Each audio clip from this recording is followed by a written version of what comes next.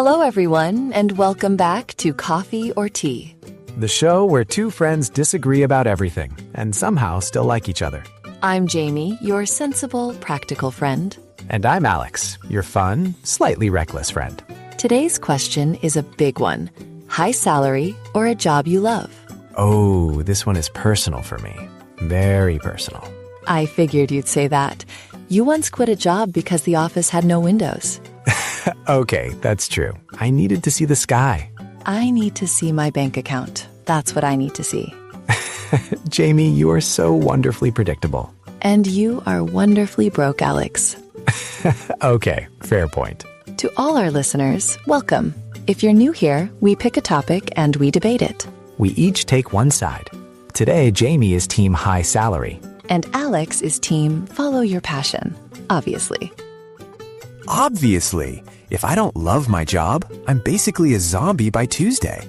And if I don't pay my rent, I'm basically homeless by Friday. Okay, good point.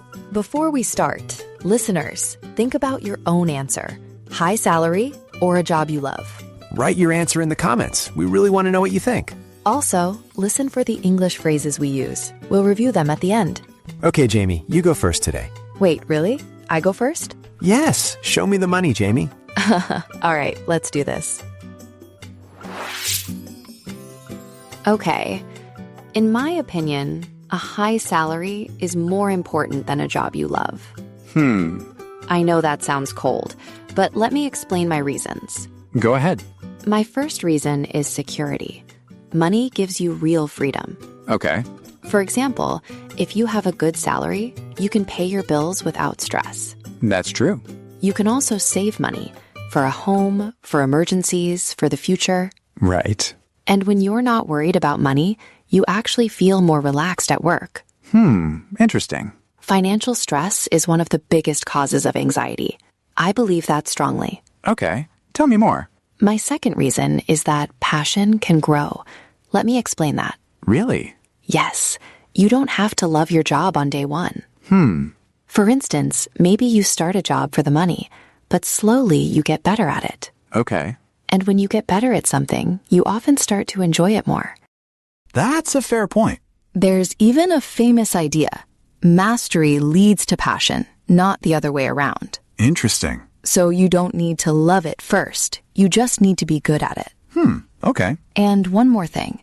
From my point of view, hobbies can fill the passion gap. Oh, what do you mean? If your job pays well, you have money and time for the things you truly love. Interesting. For example, maybe you love painting. Your job doesn't have to be painting. You can paint every weekend with no money pressure. That's actually quite nice. Okay, I see what you mean. Personally, I'd say mixing passion and work can also kill the passion. Oh, that's a big claim. Think about it. If painting is your job, it becomes a deadline, a stress. I never thought about that. Suddenly, it's not fun anymore. It's just work. That's actually a really good point. So, in summary, security, growing passion, and keeping hobbies free. That's my case. Okay, Jamie. Very solid. But I have a lot to say. I expected nothing less. All right. I have to disagree with almost everything Jamie just said. Huh. For me, a job you love is so much more important than a high salary. Okay. Think about how much time we spend at work. It's a huge part of our lives. That's true. My first reason is happiness. In my opinion, happiness at work matters every single day. If you hate your job, Monday morning feels like a punishment. Okay. You spend 8 hours doing something that drains you. That's really hard on your mental health. I see. And no salary in the world can fix that feeling long term. Interesting. Studies show that people in jobs they love are healthier. They sleep better. They're less stressed. Really? Yes. That's why so many well-paid people still feel empty inside. Okay. My second reason is performance. When you love your work, you are better at it. Tell me more. Because passion gives you energy. You want to learn more. You try harder. For example, imagine a teacher who truly loves teaching. Okay. They prepare creative lessons. They connect with students. They make a real difference. That's true. Compare that to someone just doing it for a paycheck. Big difference in quality. Fair enough. And here's the good news. Great performance often leads to higher pay eventually. Interesting. So passion and money don't have to be opposites. Passion can lead to money. Okay, I see what you mean. And there's something else. From my point of view, meaning matters more than money. When your work has meaning, you feel proud. You feel like your life has a purpose. Right. For instance, think about nurses, teachers, artists, social workers. They don't always earn the most money, but many of them feel deeply fulfilled. That's a good point. And fulfilled people are happier in all areas of life, not just at work. Okay. So in summary, happiness, better performance, and a sense of meaning. That's my case. Okay, Alex. Good points. But I'm not convinced yet. Then let's debate it properly. All right. Alex, you said passion leads to better performance and eventually more money. Yes, exactly. But I'm not sure I agree. That takes years. What do you do in the meantime? I see your point, but you learn and grow during those years. Sure, but you still need to eat. You still need to pay rent. That's true, however, you can live simply while building something you love. That's easy to say when you're young.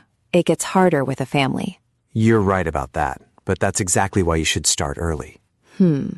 Okay, but what about my point that passion can die when work becomes stressful? I see your point, but stress happens in any job. True. The difference is, when you love it, you still want to push through the hard times. I see what you mean. When you don't love it, every hard moment just makes you want to quit. That's a good point, actually. Now, can I challenge something you said? Go ahead. You said hobbies can fill the passion gap, but is that really enough? I think so, yes. On the other hand, if you spend 40 hours a week doing something you hate, you feel exhausted. When the weekend comes, do you really have energy for your hobbies? That's true. However, a well-paying job can also mean fewer hours of stress. I'm not sure I agree. High salary jobs usually mean more hours, not fewer. That depends on the job. Exactly. It's not always a simple trade. Okay, fair. But Alex, what about financial security for your family? I have to disagree that only a high salary gives security. Really? If you love your job, you stay motivated, you grow faster, you become more valuable. I see what you mean, but that's not guaranteed. No, but a high salary isn't guaranteed either. Companies lay people off every day. That's a good point. I'll give you that. The safest investment is in yourself, in skills you love building. Okay, but I still think a stable paycheck reduces daily stress significantly. I agree with you on that. Financial stress is real and it's painful. So we actually agree on something. We agree that money stress is bad. We just disagree on the solution. I want the high salary to avoid the stress. And I want the job I love because that removes a different kind of stress. You know what? I think both kinds of stress are real. Exactly. And maybe the best answer is somewhere in the middle. A job you like enough that pays well enough. That sounds very Jamie. And chasing pure passion with no plan sounds very Alex. We can agree to disagree, I think. Yes. But listeners, you still have to pick one side. Tell us in the comments. We want to read every single one. Okay, that was a great debate. Now let's do our language recap. Yes, this is the part where we review some useful English phrases. If you're learning English, try to use these phrases this week. They'll make you sound natural and confident, promise. Okay, first phrase, in my opinion. We use this one a lot. It means, this is what I think. For example, in my opinion, a high salary is very important. Or, in my opinion, loving your work is the real key to happiness. Next phrase, I have to disagree. This is a polite way to say, no, I don't think that's right. For example, I have to disagree. Passion is more important than money. It's polite but strong. Use it when you really mean it. Next, I see your point, but. This means, I understand you, however, I still disagree.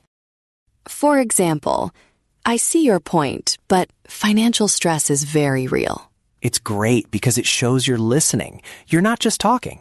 Next phrase. That's a good point. Simple, friendly. It means you said something smart. Use it even when you still disagree overall. It keeps the conversation warm. Now one more. On the other hand. This phrase shows a contrast. You're comparing two different ideas. For example, a high salary reduces stress. On the other hand, loving your job gives you energy. It's really useful when you want to sound balanced and thoughtful. And finally, we can agree to disagree. This is perfect for the end of a debate. It means we both have different opinions, and that's okay. For example, you want a high salary. I want a job I love. We can agree to disagree. It ends things in a friendly, respectful way. I love this phrase. Me too. Okay, listeners, your challenge this week is to use one of these phrases. In a conversation at work, at school, or even just with a friend. And tell us in the comments which phrase you used. Also, our comment question for this episode is very important. Would you choose a high salary or a job you love? And why? There's no wrong answer. We genuinely want to hear your story. And next episode, we're debating living in the city versus living in the countryside. Oh, I already know which side I'm on. The city, obviously. The countryside, obviously. Of course. All right, everyone. Thank you so much for listening. You are the reason we make this show. Seriously. Thank you. If you enjoyed this episode, please like it and share it with a friend who's learning English. It really helps our channel grow. We appreciate every single share. I'm Jamie. Stay sensible, stay smart, and keep learning. And I'm Alex. Stay curious, stay brave, and always love what you do. See you next time. Bye. Bye.